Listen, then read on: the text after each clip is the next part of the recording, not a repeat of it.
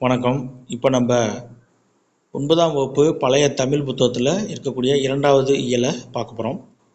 பாருங்கள், சிறுபஞ்சமூலம். சிறுபஞ்சமூலம் 14 கீழ்கணக்கு நூல்களில் ஒன்று. இதனுடைய ஆசிரியர் காரியாசன். இப்போ பாடல் பார்ப்போம். கண்வனப்பு கண்ணோட்டம் கால்வனப்பு செல்லாமை எண்வனப்பு இத்துணையாம் என்றுரைத்தல் பண்வனப்பு கேட்டார் நன்றென்றால் இலர் வேந்தன் தன்னாடு வாட்டா நன்றற்றல் வனப்பு. இதனுடைய பொருள் பாருங்க. கண்ணுக்கு அழகு இரக்கம் கொள்ளல், காலுக்கு அழகு பிறரிடம் இறந்து செல்லாமை, ஆராய்ச்சிக்கு அழகு தனது முடிவை துணிந்து சொல்லுதல், துணிந்து உரைத்தல். இதுதான் ஆராய்ச்சிக்கு அழகு. இசைக்கு அழகு அதை கேட்பவர் நல்லா இருக்கு, ரொம்ப நல்லா இருக்கு அப்படின்னு சொல்லி புகழ்தல். அரசனுக்கு அழகு என்னன்னா குடிமக்களை வருத்தாமல் காப்பவன் அப்படின்னு பிறர் அவனே புகழ்தல். இப்ப இதுல நம்ம சொன்னோம் இல்லையா, சிறுபஞ்ச மூலம் 5 அறக்கருத்துக்கள் இருக்கும் அப்படின்னு. அதுபோல இப்போ 5 கருத்துக்கள் இருக்காங்க. கண்ணுக்கு அழகு இரக்கம் கொள்ளுதல் 1, காலுக்கு அழகு பிறரிடம் இறந்து செல்லாமை 2, ஆராய்ச்சிக்கு அழகு தனது முடிவை துணிந்துரைத்தல் 3, இசைக்கு அழகு அதை கேட்போர் நன்று அப்படின்னு சொல்லி புகழ்தல் 4, அரசனுக்கு அழகு அவன் குடிமக்களை வருத்தாமல் காப்பாற்றுறான், மற்றவர் அவனை புகழ்தல். 5 கருத்துக்கள் இதில் இடம்பெற்றிருக்கு. கண்ணோட்டம் அப்படின்னா இரக்கம் கொள்ளுதல்னு பொருள். எண்வனப்புன்னா ஆராய்ச்சிக்கு அழகு என்று பொருள். வனப்புன்னா அழகு, கிளர் வேந்தன்னா புகழுக்குரிய அரசன், வாட்டான்னா வருத்த மாட்டான். ஆசிரியர் குறிப்பாருங்க. காரியாசான் இவர் மதுரை தமிழாசிரியர் மாக்காயனாருடைய மாணவர் அப்படின்னு சிறப்பு பாயிரம் சொல்லுது. இவர் சமண சமயத்தை சார்ந்தவர். இவரும் கனிமேதாவியரும் ஒரு சாலை மாணவர், அதாவது 2 பேரும் ஒன்னா படித்தவங்க. இந்த நூலில் பெரும்பான்மையா பொது அறக்கருத்துக்களும் சிறுபான்மையா சமண கருத்துக்களும் இடம்பெற்றிருக்கு. என்ன காரணம்னா காரியாசன் சமண மதத்தை சார்ந்தவர். அடுத்து நூல் குறிப்பு பாருங்க. சிறுபஞ்ச மூலம் 14 கீழ்கணக்கு நூல்களில் ஒன்று. இதன் ஆசிரியர் காரியாசன்.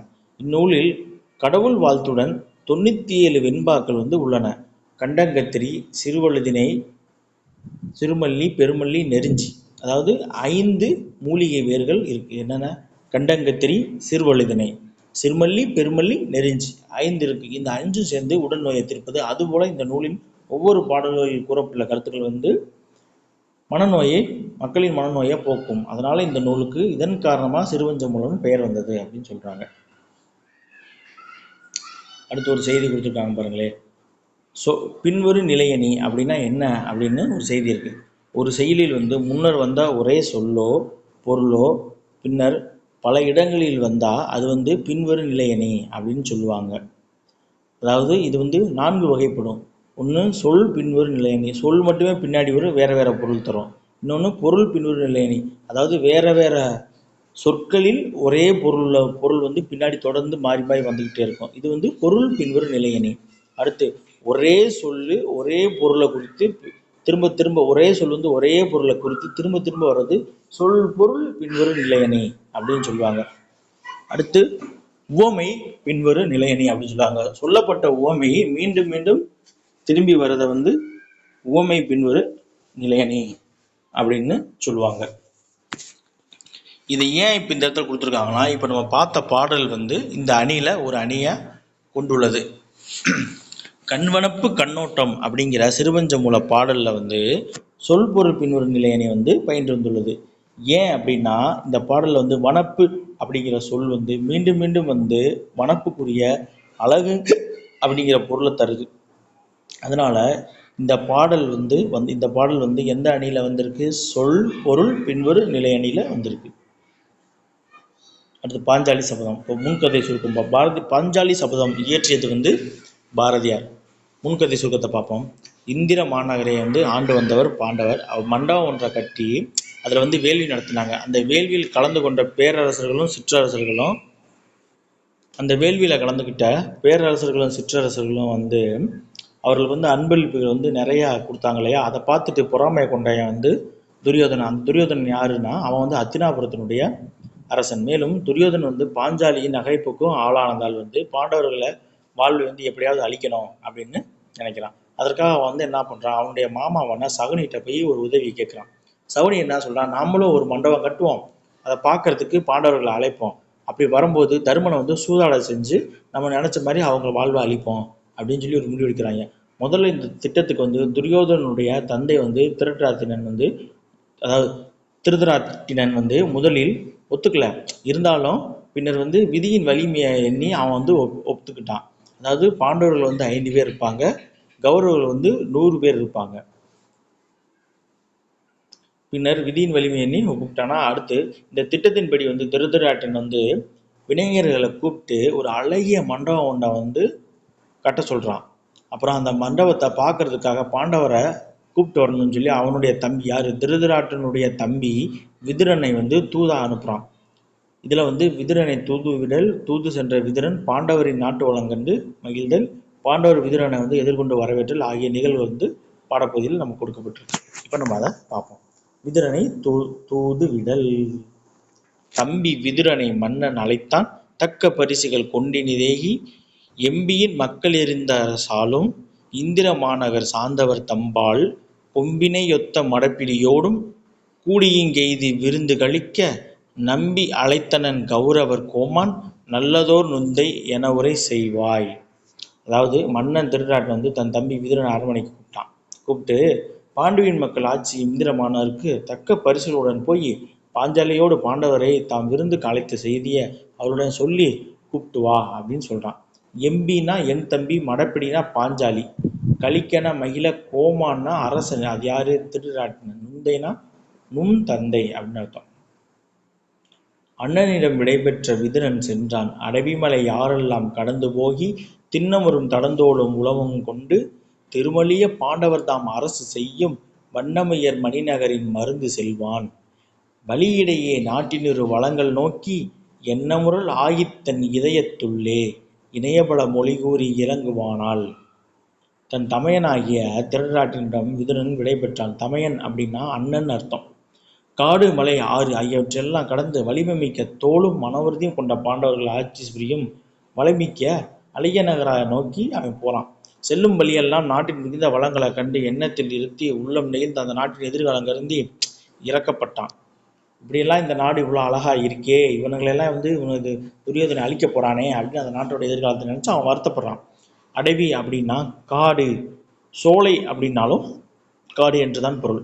தடந்தோள் அப்படின்னா வலிய தோல், மணிநகர்னா அழகிய நகரம், மருங்கு அப்படின்னா பக்கம், மருங்கி அப்படின்னாலும் பக்கம் நின்று அப்படின்ற அர்த்தத்தில் வரும். இலக்கணம் குறிப்பு பாருங்களே. அடவி மலையாறு அப்படின்னா அடவியும் மலையாறும், வந்து மறைந்து வந்திருக்கு. ஸோ இது வந்து உண்மை தொகை. கடந்து, இதற்கு பின்னாடி ஒரு எச்ச சொல் வந்திருக்கு. அதற்கு பின்னாடி கடந்து சென்றான் ஒரு வினைச்சொல் தான் போட முடியும். அப்போ இது வந்து ஒரு வினை எச்சம். தடந்தோல், தட அப்படிங்கிறது வந்து ஒரு உரிச்சொல்ல வரக்கூடியது. அப்போ உரிச்சொல் தொடர். இதில் பாருங்க இந்து வந்திருக்கு, தடந்தோல். அடுத்து 3வது பாடல். நீலமுடி தரித்த பல மலை சேர் நாடு நீரமுதம் என பாய்ந்து நிரம்பு நாடு கோலமுறு பயன்மரங்கள் செறிந்து வாழும் குளி காவும் சோலைகளும் குளவும் நாடு ஞானமெல்லாம் பசியின்றி காத்தல் வல்ல நன் செய்யும் புன் செய்யும் நலமிக்க ஓங்க பாலடையும் நறுஞ்செய்யும் தேனும் உண்டு பன்னவர் போல் மக்கள் எல்லாம் பயிலும் நாடு. நீல நிற மேகங்கள் வந்து அப்படியே தவழ்ந்து போதான், அந்த அளவுக்கு தவழ்ந்து, மலைகள் பக்கத்தில் தவழ்ந்து போதான், அந்த அளவுக்குரிய மலைகளை கொண்ட நாடா. அந்த மலைகளில் இருந்து வருகின்ற அருவி நீர் வந்து அமுதமாக பாஞ்சு வளைஞ்சுகிற நாடா. அழகு மிக்க பயன் தரக்கூடிய மரங்கள் நிறைந்த குளிர்ந்த காடுகளும் பூக்களும் நிறைந்த சோலைகளும் கலந்திருக்கின்ற ஒரு நாடா. உலகில் வாழ்கின்ற மக்களை வந்து பசியிலிருந்து காப்பறதுக்கு ஏற்ற மாதிரியே நன்சை புன்சை பயிர்கள் செழித்து வளம் சேர்க்கிற நாடா. பாலாடை, நறுமண நெய், தேன் ஆகியவற்றை வந்து உண்டு தேவர்கள் போல் இங்கே இருக்க மக்கள் எல்லாம் மகிழ்ந்திருக்கிற நாடா. கோலமுருனா அழகுமிக்க, செறிந்துனா அடர்ந்து, கா அப்படின்னா காடு, குளவுனா விலங்கும், ஞாலம்னா உலகம், பன்னவர்னா தேவர், பேரறமும் பெருந்தொழிலும் பிறங்கு நாடு, பெண்களெல்லாம் அறம்பெயர் போல் ஒளிரு நாடு, வீரமோடு மெய்ஞானம் தவங்கள் கல்வி வேள்வி என்னும் இவையெல்லாம் விளங்கு நாடு, சோரமுதற் புன்மைய தோன்றா நாடு, தொல்லுலகின் முடிமணி போல் தோன்று நாடு, பாரதர் தன் நாட்டினிலே நாசமெய்த பாவியேன் துணை புரியும் பான்மை என்னே. சிறப்புமிக்க அறச்செயல்களாலும் பெருமைமிகு தொழில் வளத்தாலும் சிறப்புற்ற நாடு. பெண்கள் தேவமகளிர் போல் ஒளிர்கின்ற நாடு. வீரம், மெய்யறிவு, தவம், கல்வி, வேள்வி ஆகியவை அனைத்தும் நிறைந்த நாடு.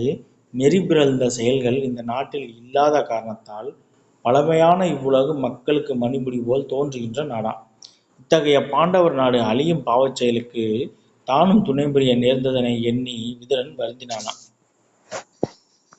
விதுரன் வருஞ்செய்தி தாஞ்செவியுற்றே வீருடை ஐவர் உளமையில் பூத்து சதுரங்கச் சேனையுடன் பலபரிசும் தாளமும் மேளமும் தாம்கொண்டு சென்றே எதிர்கொண்டு அழைத்து மணிமுடி தாழ்த்தி ஏந்தல் விதுரன் பாதமலர் போற்றி மதுர மொழியிற் குசலங்கள் பேசி மன்னனோடு இருந்த மாளிகை சேர்ந்தார். அதாவது விதுரன் வர்ற செய்தியை கேட்டு வலிமைமிக்க பாண்டவர்கள் 5 பேரும் மகிழ்ச்சி அடைஞ்சாங்க. 4 வகை படைகளோட பரிசுகளோடு திரும்பி எதிர்த்து போய் மேலதாளத்துடன் அவரை எதிர்கொண்டு வரவழைத்து மணிமுடி தாழ்த்தி அவர் சிறப்புக்குரிய அவருடைய பாதத்தில் வணங்கி இனிய மொழியின் நலம் கேட்டு மன்னர்குல தோன்றலான விதுரனை அழைத்துக்கிட்டு அரசவைக்கு வந்தாங்க. வீரின வலிமை, சதுரங்கச் சேனைனா 4 வகை படை, மதுரமொழினா இனிய மொழி, குசலங்கள்னா நலன், அதாவது குசலங்கள் பேசினா நலன் கேட்டு. பாரதியார் ஆசிரியர் குறிப்பாருங்க. பாரதியார் தற்போதைய தூத்துக்குடி மாவட்டத்தில் உள்ள எட்டயபுரத்தில் 11/12/1882 அன்று பிறந்தார். இவர் பெற்றோர் சின்னசாமி, லக்குமி அம்மையார் ஆவார். இவருடைய துணைவியார் செல்லம்மாள். சிறந்த படைப்பாளரான பாரதியார் குயில் பாட்டு, கண்ணன் பாட்டு, பாஞ்சாலி சபதம் முதலிய நூல்களை படைத்தளித்துள்ளார். இந்த குயில் பாட்டு, கண்ணன் பாட்டு, பாஞ்சாலி சபதம் இது மூன்றுமே பாரதியாருடைய முப்பெரும் படைப்புகள் அப்படின்னு அழைக்கப்படும். இது போக இவர் நிறையா பாடல்கள் படிச்சிருக்காரு. புதிய ஆத்திச்சூடி, பாப்பா பாட்டு, அப்புறம் கிளிக்கிணி நிறையா பட்டிருக்காரு. சீட்டு கவிகள் எழுதியிருக்காரு. இது போன்ற நிறையா பாடல்கள் இவர் பாடியிருக்காரு. நாடு, மொழி, இறை, பெண்மை முதலிய பாடுபொருள்களில் எண்ணற்ற பாடல்கள் பாடியிருக்கிறாரு. அதுபோக உரைநடையில் இவர் செய்த பங்களிப்பு. இவருடைய முதல் உரைநடை நூல் ஞானரதம். அதுக்கப்புறம் சந்திரிகையின் கதை, தராசு முதலிய உரைநடை இலக்கியங்களை இவர் படைத்திருக்காரு. இவருடைய இறப்பு 11 செப்டம்பர் மாதம் 1921 அன்று இறந்தார். நூல் குறிப்பு பாருங்க. இந்த பாடப்பகுதி பாரதியாரின் முப்பெரும் படைப்புகள் ஒன்றாகிய பாஞ்சாலி சபதம் என்னும் காப்பியத்தின் சூழ்ச்சி சருக்கத்தில் இடம்பெற்றுள்ளது. அனைவரும் அறிந்த இதிகாச கதையை எளிய சொற்கள், எளிய நடையில், எளிய சந்தத்தில் பெண்ணுரிமை காப்பியமாக தமிழ் பாரதி வடித்து தந்ததே பாஞ்சாலி சபதம். இது வியாசருடைய பாரத தளி எழுதப்பட்டது. பாஞ்சாலி சபதம் 2 பாகங்களை கொண்டது, 5 சருக்கங்களை கொண்டது. என்னென்ன சருக்கம்னா சூழ்ச்சி சருக்கம், சூதாட்ட சருக்கம், அடுத்து அடிமையாக்கப்படக்கூடிய சருக்கம், அடுத்து துகிலுரிதல் சருக்கம், அடுத்து சபத சருக்கம் அப்படின்னு 5 சருக்கங்களை கொண்டது. சிறப்பு என்னன்னா பாரதியாருடைய சிறப்பு. பாரதியார் பாட்டுக்கொரு புலவன், நெடுதுயில் நீக்க பாடி வந்த நிலா, தற்கால இலக்கியத்தின் விடிவெள்ளி, தேசிய கவி, மாகவி அப்படின்னு போலப்படுகிறார். சுதேசமித்திரன், இந்தியா முதலிய இதழ்களின் ஆசிரியராக இருந்தார். இந்திய விடுதலைக்கு பாடுபட்டார். 1907ஆம் ஆண்டு சூரத்தில் நடந்த சென்னை மாகாணத்து சார்பாக இவரும் வஉசி எல்லாம் சூரத் காங்கிரஸ் மாநாட்டில் கலந்துக்கிட்டாங்க. அதுக்கப்புறம் இவர் சூரத் சென்று வந்த பயணம் சொல்லி ஒரு நூல் கூட எழுதி வெளியிட்டார். இவர் தன்னுடைய இந்தியா அப்படிங்கிற நூலில் முதலாக கருத்துப்படம், கேலி சித்திரங்களை வெளியிட்டார். அதுபோக இந்தியா அப்படிங்கிற நூலில் ஆங்கிலேயருக்கு தன்னுடைய எதிர்ப்பை காட்டும் விதமாக சிவப்பு நிறத்தில் அதில் செய்திகளை அச்சடித்து வெளியிட்டார். அதில் இவர் பாரதியார் முதலில் தமிழிலேயே தலைப்பிடும் முறையை அறிமுகப்படுத்தினார். அதாவது முதலில் தமிழிலேயே தலைப்பிடும் முறையை அறிமுகப்படுத்தியவர் பாரதியார். அதற்கு அவர் என்ன பேர் வச்சார்னா மகுடமிடல் அப்படின்னு சொல்லி அதை அவர் அழைத்தார். அடுத்து கீழே ஒரு பெட்டி செய்தி இருக்கு பாருங்க. தமிழுக்கு தொண்டு செய்வோன் சாவதில்லை அப்படின்னு சொன்னது யாருன்னா பாரதிதாசன். பொறுத்து ஒன்று கொடுத்துருக்காங்க அவர்களே. வனப்பு அப்படின்னா அழகு என்று பொருள், பிடி அப்படின்னா பெண் யானை, அடவி அப்படின்னா காடு, மருங்குனா வீறுனா வலிமை, மதுரம்னா இனிமை, அப்ப மருங்குனா பக்கம். உரைநடை கொடுத்துருக்காங்க பாருங்க. இக்கால கவிதைகள் சொல்லி 20ஆம் நூற்றாண்டில் அறிவியலும் இலக்கியமும் விரைவாக வளர்ந்தது. அதுபோல காலம் பல கண்ட தமிழ் மொழியும் புத்தகம், புதிய இலக்கிய வகைகளை ஏற்று துறைதோறுமே நன்கு வளர்ந்து தலைத்து செழித்தது. கவிதை பொருள் பாருங்க. 20ஆம் நூற்றாண்டில் உரைநடை வளத்தை கருத்தில் கொண்டு நோக்கும்போது இக்காலத்தை உரைநடை காலம் எனலாம். அதாவது 20ஆம் நூற்றாண்டில் வந்து செய்யுள உரைநடைகள் அதிகமாக இயற்றப்பட்டதுனால இந்த காலத்தை வந்து உரைநடை காலம் எனலாம். இந்த நூற்றாண்டினுடைய தொடக்கத்தில் வந்து பாரதியார், பாரதிதாசன், கவிமணி தேசிய விநாயகனார், நாமக்கல் கவிஞர் ராமலிங்கனார் என கவிஞர்கள் பல தோன்றி நாடு, மொழி, இனம், சமுதாயம், கலை என பலவற்றை பாடினாங்க. அடுத்து மரபு கவிதை பார்க்கலாம். அந்த காலகட்டத்தில் மரபு கவிதை இப்படி இந்த காலத்தில் இருந்துச்சு. பாரதியாரின் கவிதைகள் வந்து 20ஆம் நூற்றாண்டில் அரும்பிய மறுமலர்ச்சிக்கு வித்தாக அமைந்தது. மன்னர்களை மட்டுமே மகிழ்வித்து வந்த கவிதையை வந்து கவிதை மரபை மாற்றி எளிய மக்களை நோக்கி தம் கவிதை கருவியை திருப்பி அமைத்த பெருமை வந்து பாரதியை சாரும். அதாவது பாரதியின் கவிதைகள் வந்து 20ஆம் நூற்றாண்டில் அரும்பிய மறுமலர்ச்சிக்கு வித்து அமைஞ்சிச்சு. அதற்கு முன்னாடி வரைக்கும் மன்னர்களை மட்டுமே பாடிட்டு இருந்தவங்கள எளிய மக்களை நோக்கி பாட ஆரம்பித்தார். மக்கள் மேம்பாட்டை அடியொற்றி அவர்தம் கவிதைகள் வந்து இருந்துச்சு. இந்திய ஒருமைப்பாட்டிற்கு உயர்வினை விளக்கும் அவர்தம் கவிதைகள் அடிகள் வந்து பின்னாடி இருக்கு, அதை பார்ப்போம். 30 கோடி முகமுடியால் உயிர் மெய்ப்புறம் ஒன்றுடையாள் இவள் செப்பு மொழி 18 எனில் சிந்தனை ஒன்றுடையாள் அப்படின்னு சொல்லி இந்திய பாரத நாட்டை வந்து பாடியிருக்காரு. தமிழ் வளர்ச்சிக்கு வழி சொல்லும் மற்றொரு கவிதையும் பார்க்கலாம். பிற நாட்டு நல்லறிஞர் சாத்திரங்கள் தமிழ் மொழியில் பெயர்த்தல் வேண்டும், இரவா புகழுடைய பூத நூல்கள் தமிழ் மொழியில் இயற்றல் வேண்டும். அதாவது பாருங்களேன், இதுக்கு முன்னாடி தெளிவுறுத்தும் படங்களோடு சுவடியெல்லாம் செய்து இலக்கண ஏடுகள் புதிதாக படைத்திடல் வேண்டும், செந்தமிழை செழுந்தமிழால் செய்திடல் வேண்டும் அப்படின்னு பாடினது பாரதிதாசன். இவர் என்ன பண்ணிருக்காருன்னா, பிற நாட்டு நல்லறிஞர் செய்த சாத்திர நூல்களை எல்லாம் தமிழ் மொழியில் மொழிபெயர்க்க வேண்டும் அப்படின்னு சொல்றாரு. இரவா புகழுடைய புது நூல்களை வந்து தமிழ் மொழியில் இயற்றப்பட வேண்டும் அப்படின்னு சொல்லியிருக்காரு பாரதியார். தமிழர், தமிழுணர்வு, சமுதாய மறுமலர்ச்சி, பெண் விடுதலை, திராவிட இயக்க சிந்தனை, பொது உடைமை முதலியவற்றை பாரதிதாசன் கவிதையில் வந்து வெளிப்படுத்தப்படுகின்றன. எங்கள் பகைவர் எங்கோ மறைந்தார், இங்குள்ள தமிழர்கள் ஒன்றாதல் கண்டே அப்படின்னு தமிழர் எழுச்சி பெற விளையும் பாரதிதாசன் எல்லாருக்கும் எல்லாம் என்றிருப்பதான இடம் நோக்கி நடக்கின்ற இந்த வையம் இல்லானும் அங்கில்லை பிறர் நலத்தை எனதென்று தனியொருவன் சொல்லான் அங்கே அப்படின்னு பொது உடைமையாகவும் விரும்பி வரவேற்கிறார். பாரதிதாசன் சொன்னது பாருங்க, எங்கள் பகைவர் எங்கோ மறைந்தார், இங்குள்ள தமிழர் ஒன்றாதல் கண்டே. இந்த அடிகளை இயற்றியது வந்து பாரதிதாசன். அதே போல எல்லாருக்கும் எல்லாம் என்றிருப்பதான இடம் நோக்கி நடக்கின்ற இந்த வையம், எல்லாருக்கும் எல்லாமே இருப்பதற்கான இடம் நோக்கி நடக்கிற இந்த வையம் இல்லானும் அங்கிலே பிறநிலத்தை எனதென்று தனியொருவன் சொல்லான் அப்படின்னு சொல்லலாம். அதாவது பொது உடைமை கருத்தை சொல்றாரு. அடுத்து கவிமணியின் கவிதைகள் வந்து கற்போரை வந்து மகிழ்ச்சியில் ஆழ்த்துன, அதாவது கழிப்பில் ஆழ்த்துன, உணர்ச்சிகளை வைப்பன. கல்லை பிசைந்து கனியாக்கும் செந்தமிழின் சொல்லை மணியாக தொடுத்தவளும் நீதானோ அப்படின்னு தாலாட்டி பாடியவர் வந்து கவிமணி தேசிய விநாயகனார்.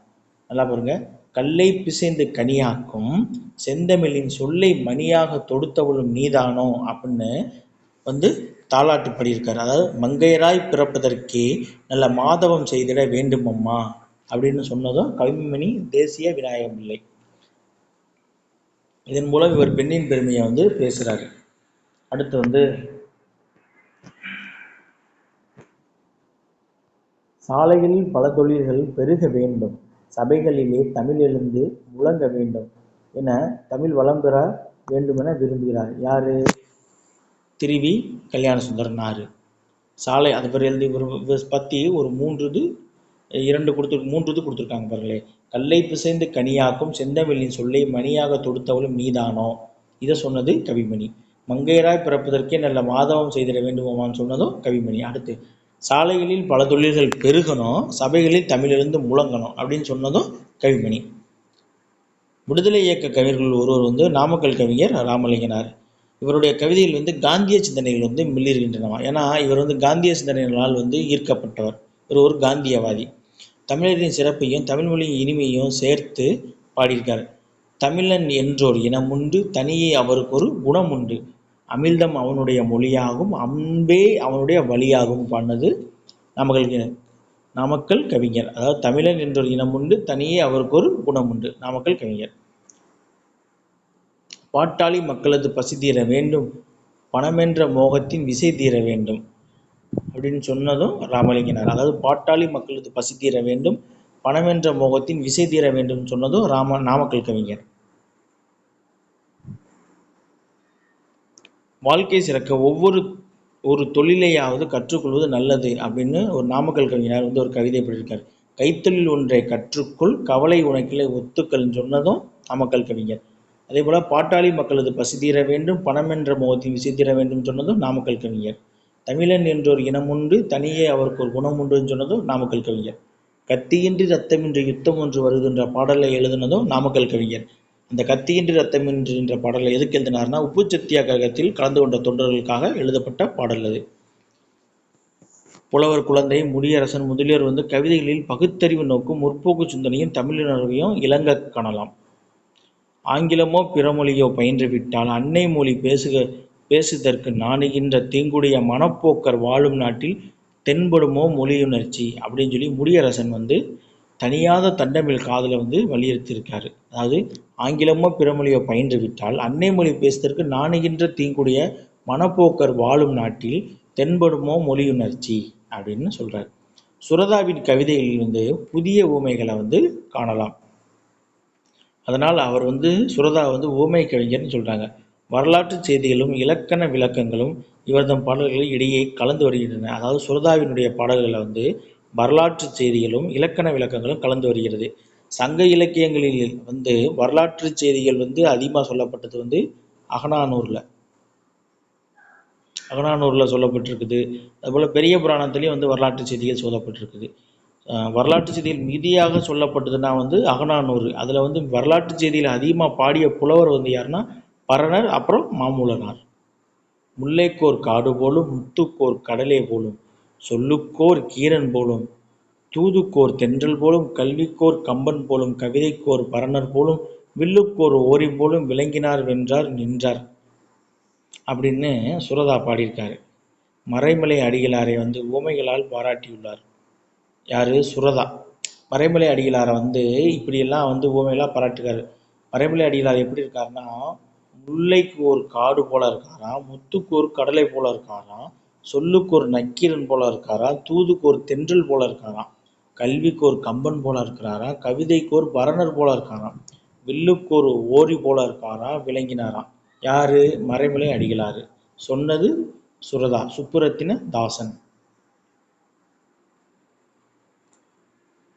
பாரதிதாசனை தொடர்ந்து இயற்கையின் அழகை எளியுற படம் பிடித்து காட்டுவதில் வாணிதாசன் வந்து சிறந்து விளங்கினாராம். இயற்கையின் அழகை பாடுவதில் வல்லவர் வந்து பாரதிதாசன். பாரதிதாசனுக்கு அப்புறம் இயற்கையின் அழகை வந்து எளிலுற பாடுவதில் வல்லவர் வந்து வாணிதாசனா. அதுக்கப்புறம் சுத்தானந்த பாரதியார், பட்டுக்கோட்டை கல்யாண சுந்தரம், கவிஞர் கண்ணதாசன், தமிழொலி என எண்ணற்றோர் மரபு கவிதைகள் புனைந்து தமிழன்னைக்கு மேலும் வளமும் வனப்பும் சேர்த்துள்ளனர். புதுக்கவிதை பார்ப்போம். மனிதகுல வளர்ச்சிக்கேற்றவர் சிந்தனை மாற்றங்களும் சமூக மாற்றங்களும் நிகழ்தல் இயல்பு. அதுபோலத்தான் கவிதையிலும் தோணுது. அதாவது அமெரிக்க கவிஞர் வால்ட் விட்மனின் சாயலில் பாரதியார் வசன கவிதையை எழுதினார். பாரதிதாசனின் உரைநடைகள் அனைத்தும் கவிதை நடை கொண்டவையாம். யாப்பு நெறியில் மீற வேண்டும் என இவ்விரு கவிஞர்கள் ஒருபோதும் எண்ணலை. இருந்தாலும் யாப்பினை ஒரு தடையாகவும் இவர்கள் நினைக்கல. ஆனால் மேலை நாட்டு இலக்கிய தொடர்பும் சமுதாய சூழ்நிலையும் தமிழில் புதியதொரு வடிவம் தோன்ற காரணமாச்சு. புதிய ஆங்கில கவிதைகளை படித்த தமிழர் அவங்க சிந்தனையில் வந்து புதுக்கவிதை நம்மளும் வளர்ந்து மனம் பரப்புச்சு. மரபு கவிதைகள் பாடி வந்த பலரையும் இந்த புதுக்கவிதை ஈர்த்தது. பிச்சமூர்த்தி, புதுமை பித்தன், கூப்பா ராஜகோபாலன், அதாவது கூப்பாரான்னு சொல்லுவாங்க, கானா சுப்பிரமணியன் முதலியோர் தொடக்கத்தில் மணிக்கொடி அப்படிங்கிற இதழில் வந்து புதுக்கவிதைகளை வந்து எழுதினாங்க. அதுக்கப்புறம் வைத்தீஸ்வரன், தரும சிவராமு, மணி, சீசு செல்லப்பா முதலியோர் வந்து எழுத்து அப்படிங்கிற சொல்லி புதுக்கவிதைகளை படைக்க ஆரம்பித்தாங்க. எழுத்து அப்படிங்கிற இதழை நடத்தியது யாரு? சீசு செல்லப்பா. அவர் தான் எழுத்துக்கிற இடலை நடத்தினது. இதற்கடுத்த நிலையில் காமராசன், அப்புறம் ராசேந்திரன், சிற்பி பாலசுப்ரமணியன், வாலி, இன்குலாப், மேத்தா, வைரமுத்து, அப்துல் ரஹ்மான், ஈரோடு தமிழன் முதலிய கவிஞர்கள் வந்து புதுக்கவிதை பாடுவதில் வந்து ஈடுபட்டு பெருவெற்றி பெற்றனர். கோவை வானம்பாடி குழுவினர் வந்து புதுக்கவிதையை வந்து பரவலாக்க பாடுபட்டார்கள். புவியரசு, கங்கை கொண்டான், சிற்பி, தமிழ்நாடன், அக்கினிபுத்திரன், சக்திக்கனல், ரவீந்திரன், ஞானி, ஜெயப்பிரகாசம், பிரபஞ்சன், பாலா, ராஜாராம் என வளரும் பெரும்பட்டியலை கொண்டது வந்து வானம்பாடி இயக்கம். இவங்கெல்லாம் வந்து வானம்பாடி இயக்கத்தை சேர்ந்தவங்க. ஈரோடு தமிழன்பன் வானம்பாடி இயக்கத்தை சேர்ந்தவர் தான். இவர்களின் வருகைக்கு பின்னர் சமுதாயம் ஏற்றுக்கொள்ளும் ஒரு இலக்கிய வகையாக புதுக்கவிதை பெற்றது. அதாவது புதுக்கவிதையின் வளர்ச்சியில் வள்ளிக்கண்ணன் பங்கு போற்றத்தக்கது. புதுக்கவிதையின் வளர்ச்சின்னு சொல்லி வள்ளிக்கண்ணன் ஒரு நூலை எழுதியிருக்காரு. புதுக்கவிதையின் தோற்றமும் வளர்ச்சியும் அப்படின்னு சொல்லி ஒரு நூல் வந்து வள்ளிக்கண்ணன் எழுதியிருக்காரு. ஏழையின் குடிசையில் அடுப்பு விளக்கும் தவிர எல்லாமே எரிகின்றன அப்படின்னு சொன்னது யாரு? வள்ளிக்கண்ணன். தமிழ் இலக்கிய உலகில் வந்து மரபு கவிதையின் பெரும்பகுதியான இடத்தை இன்று புதுக்கவிதை வந்து பற்றியிருக்கு. இன்றைய கவிஞர்கள் மேனாட்டாரை பின்பற்றி புது புது வடிவங்களில் கவிதைகளை எழுதி வருகிறாங்க. அடுத்த உரை நடைமுறைச்சு கண்ணதாசனின் கவி இன்பம் பாருங்களேன். செந்தமிழ் சொல்லெடுத்து இசை தொடுப்பேன், வண்ண சந்தத்திலே கவிதை சரம் தொடுப்பேன் அப்படின்னு பாடினது யாரு? கண்ணதாசன். கதிர்வெடித்து பிளம்பு விழ கடல் கொதித்து சூடேற்ற முதுமை மிகு நிலப்பரப்பில் முதற்பரப்பு தோன்றிவிட நதி வருமுன் மணல் வருமுன் நலம் வளர்த்த தமிழனங்கே. தமிழ் தாயின் பழமையை வந்து பறைசாற்றுறார் யாரு? கண்ணதாசன். வாழ்வியல் சிந்தனை பாருங்களே. வாழ்க்கை என்றால் 1000 இருக்கும், வாசல் தோறும் வேதனை இருக்கும். ஒரு சினிமா பாட்டு. வாழ்க்கை என்றால் 1000 இருக்கும், வாசல் தோறும் வேதனை இருக்கும் அப்படின்னு ஒரு பழைய பாட்டு இருக்கு. வந்த துன்பம் எதுவென்றாலும் வாடி நின்றால் ஓடுவதில்லை, எதையும் தாங்கும் இதயம் வேண்டும், இறுதி வரைக்கும் அமைதி இருக்கும் அப்படின்னு முடியும். இந்த பாடலில் நம்பிக்கையை வந்து நமக்கு உரம், அறிவுக்கு வழித்தடம் அப்படின்னு ரொம்ப அழுத்தமா சொல்றாரு. என்ன நடந்தாலும் வாழ்க்கைன்னா 1000 இருக்கும், அதை பத்திலாம் கவலைப்படாதீங்க அப்படின்னு சொல்றாரு. அடுத்து பசுமை மர நினைவுகளுக்காக ஒரு பாட்டு, ஜெமினி கணேசன் படத்தில் நடித்த பாட்டு. பள்ளிக்கல்லூரி கல்வியை வந்து முடித்து செல்லும் காலத்தில் வந்து மாணவர்களுக்காக நடத்தப்பெறும் வந்து அந்த பிரியா விடை நடத்துவாங்க இல்லையா, சென்ட் ஆஃப் பார்ட்டி. அப்போ அதுக்காக ஒரு பாட்டு ஒன்று எழுதியிருக்காரு. ரொம்ப மனதை பகிர வைக்கக்கூடிய அளவுக்கு ஒரு பாட்டு. பசுமை நிறைந்த நினைவுகளை பாடித்தெறிந்த பறவைகளை, பழகி கிழித்த தோழர்களை, பறந்து செல்கின்றோம் நாம் பறந்து செல்கின்றோம். பார்த்தீங்களா? அதாவது படித்த காலம் வந்து பசுமை நிறைந்த நினைவுகளாக இருந்துச்சான், பாடி தெரிந்த பறவைகளாக இருந்தாங்களாம், பழகி கழித்த தோழர்கள் எல்லாத்துட்டையும் சொல்கிறாங்க, பறந்து செல்கிறோம். நம்ம இப்போ எல்லாரும் பிரிஞ்சு போகிறோம், பறந்து அவங்க வரைக்கும் போகிறோம். எந்த ஊரில் எந்த நாட்டில் என்று காண்போமோ, இனி எந்த ஊரில் எந்த நாட்டில் எப்போ பார்ப்போமோ அப்படின்னு சொல்லி சொல்கிறாங்க. குழந்தைகளுக்கு குறு குறு நடை நடந்து சிறுகை நீட்டி மழலை மொழி பேசும் குழந்தையே ஒரு கவிதை. அந்த குழந்தைக்கு ஊமிக்கும் கண்ணதாசன் அழகான பாடலை பார்க்கலாம். முத்தான முத்தல்லவோ, மிதந்து வந்த முத்தல்லவோ, கட்டான மலரவோ, கடவுள் தந்த பொருளளவோ, சின்னஞ்சிறு சிறகு கொண்ட சிங்கார சிட்டளவோ, செம்மாதுளை பிளந்து சிரித்து வரும் சிரிப்பல்லவோ, மாவடு கண்ணளவோ, மைனாவின் மொழி அல்லவோ. நல்லா இருக்குல்ல? அருமையா இருக்கு. அடுத்தவருடைய பொது உடைமை கொள்கையான ஒரு பாடல் பார்ப்போம். சுரண்டல் வறுமை ஆகிய நீங்கவும் சமத்துவம் ஓங்கவும் பொதுமை உணர்வை ஏற்றது என்பதை கண்ணதாசன் வலியுறுத்தியுள்ளார். எல்லாரும் எல்லாமும் பெற வேண்டும், இங்கு இல்லாமை இல்லா நிலை வேண்டும், வல்லாண்மை பொருள் குவிக்கும் தனியுடைமை நீங்கி வர வேண்டும் திருநாட்டில் அப்படின்னு சொல்றார். இதுக்கு முன்னாடி இதே போல எல்லாரும் எல்லாமும் சொல்லி பாடினது வந்து பாரதிதாசன் படிப்பார். பாடல்களை கொஞ்சம் நல்லா படிச்சுக்கோங்க. ஓசை நயம். உழவர் பெருமக்களின் இல்லத்தை எழுகின்ற பல்வேறு ஓசைகள் வந்து இயைபு தொடையும் இசை நயமும் ஒத்து ஒலிக்கின்றதான். காலை மணி யோசை, களத்து மணி நெல்லோசை, வாழை இலை யோசை, வஞ்சியற்கை வலை யோசை, தாளை மடலோசை, தாயர் தயிர் மத்தோசை, கோழி குரலோசை, குலவியர் வாய் தேனோசை அப்படின்னு ஓசை என்னும் சொல்ல பலமுறை பயன்படுத்தி பொருள் நயமும் ஓசை நயமும் பொறுத்த மாதிரி பாடியிருக்காரு. அடுத்து சொல்லாட்சி. இவருடைய சொல்லாட்சி. உண்மையை சொல்லி நன்மையை செய்தால் உலகம் உன்னிடம் மயங்கும், நிலை உயரும் போது பணிவு கொண்டால் உயிர்கள் உன்னை வணங்கும். கவிதைக்கு மூலப்பொருள் சொற்கள். கண்ணதாசன் படைப்புகளை வந்து பார்ப்போம். முத்தையா என்ற இயற்பெயர் கொண்ட கண்ணதாசன் சிவகங்கை மாவட்டத்தில் உள்ள சிறுகூடல்பட்டியில் 24/6/1927 அன்று பிறந்தார். தந்தை சாத்தப்பன், தாய் விசாலாட்சி. கண்ணதாசன் கவிதைகள் பல தொகுதிகளாக வெளிவந்துள்ளன. அவர்தம் திரைப்பாடல்கள் நூல் வடிவம் பெற்றுள்ள 5000க்கும் மேற்பட்ட திரை செய்யப்படல்களை வந்து எழுதியிருக்காரு. ஆட்டனத்தி ஆதிவந்தி அப்படின்ற நூல் எழுதியிருக்காரு. மாங்கனி, கள்ளக்குடி மகாகாவியம், இயேசு காவியம் முதலியவை. இது போக வந்து சேரதாண்டவம் இதெல்லாம் இவர் தான் எழுதினார். சேரதாண்டவத்துக்கு வந்து இவர் சாகித்ய அகாதமி விருது பெற்றார். அதுக்கப்புறம் அர்த்தமுள்ள இந்து மதம் இது போன்ற நூல்கள்லாம் எழுதியிருக்காரு. ராச தண்டனை அப்படின்னு ஒரு நூல் எழுதியிருக்காரு. அதாவது கம்பர் கம்பருடைய மகன் வந்து அம்பிகாபதி வரலாற்றை அடிப்படையாக கொண்டு அவர் படைத்த இனிய நாடகம் வந்து ராசதண்டனை. அதாவது கம்பருடைய மகன் வந்து அம்பிகாபதியும் இரண்டாம் குலோத்துங்க சோழனுடைய மக அமராவதி அவங்க 2 பேரும் காதலிப்பாங்க. இந்த விஷயம் தெரிஞ்சு மன்னனுக்கு பிடிக்காதனோடனே அப்பா வந்து ஒரு போட்டி வைப்பான். சிற்றின்பம் கலக்காத பேரின்ப பாட்டு 100 பாட்டு பாடணும் அப்படின்னு சொல்லிட்டு. அப்போ பாடும்போது எப்பயுமே பாடல் பாடும்போது கடவுள் வாழ்த்து பாடி ஆரம்பிப்பாங்க. ஆனால் எண்ணிக்கை வரும்போது கடவுள் வாழ்த்து பாடலை சேர்க்க மாட்டாங்க. அப்படிங்கும்போது மேலே வந்து அமராவதி திரைமறைவில் உட்காந்துருப்பாங்க. அப்போ இவங்க 100 பாட்டு பாடிட்டாங்க அப்படின்னு தெரிஞ்சுக்கிறதுக்கு எப்படின்ட்டு அந்த அம்மா என்ன பண்ணும், ஒரு பாட்டு பாடினோடனே ஒரு பூ அப்படி எடுத்து போடும். அதுபோல் வந்து என்ன பண்ணும், ஒரு பாட்டு முடிவுலையும் ஒரு பூவாக எடுத்து போட்டுக்கிட்டே வரும். ஆனால் இவர் வந்து கடவுள் வாழ்த்து பாடி வரிசையாக பாடிக்கிட்டே வருவார். அப்படி கடவுள் வாழ்த்து இந்த அம்மா சேர்த்து பாடினால 99 பாட்டு முடிஞ்ச உடனே அது வந்து 100வது பூன்னு நினச்சிக்கும். ஆனால் எண்ணிக்கை பிரகாரம் வந்து கடவுள் வாழ்த்தை விட்டுட்டு தான் எண்ணுவாங்களே தவிர்த்து 100 பாட்டு பாடணும். அப்போ 99 பாட்டு முடிஞ்ச உடனே இந்த அம்மா 100 பாட்டு முடிஞ்சிச்சுன்னு நினச்சிக்கிட்டு வெற்றி பெற்று விட்டீர்கள்னு சொல்லி அத்தான்னு சொல்லி திரைய விலைக்கு அந்த அம்மா முகத்தை காட்டுது. முகத்தை காட்டினே அந்த அம்மா முகத்தை பார்த்த சந்தோஷத்தில் அவங்க மேல் கொண்ட காதலால் இவர் வந்து சிற்றின்ப பாடல் பாடிடுவார். அதனால் அவருக்கு வந்து மரண தண்டனை விதிச்சிருவாங்க. அந்த செய்தியை பற்றி சொல்லக்கூடிய நூல் தான் வந்து ராசதண்டனை. 1000 தீவு, அங்கேற்கனி, வேளங்குடி திருவிழா முதலிய பல புதினங்களை வந்து கண்ணதாசன் வந்து படைத்திருக்கார். அவர் எழுதிய 20க்கும் மேற்பட்ட புதினங்கள் வந்து சேரமான் காலத்தில் சிறந்த ஒரு வரலாற்று புதினம். அதற்கு சாகித்ய அகாதமி விருதும் கிடைச்சிருக்கு. இதுக்கு முன்னாடி இப்போ சொன்னேன். கண்ணதாசன் வந்து தென்றல், முல்லை, கண்ணதாசன், தமிழ் மலர் அப்படின்ற இதழ்களை வந்து தொடங்கினார். அதனுடைய ஆசிரியராகவும் இவர் வந்து இதழ் பணியாற்றியிருக்காரு. கவிதை, உரைநடை, சொற்பொழிவு, திரைப்படத்துறை இது எல்லாத்தையும் தனக்குன்னு ஒரு புதிய வழியை வந்து வகுத்துக்கிட்டாரு. நான் நிரந்தரமானவன், அழிவதில்லை, எந்த நிலையிலும் எனக்கு மரணம் இல்லைன்னு சொன்னது கண்ணதாசன்.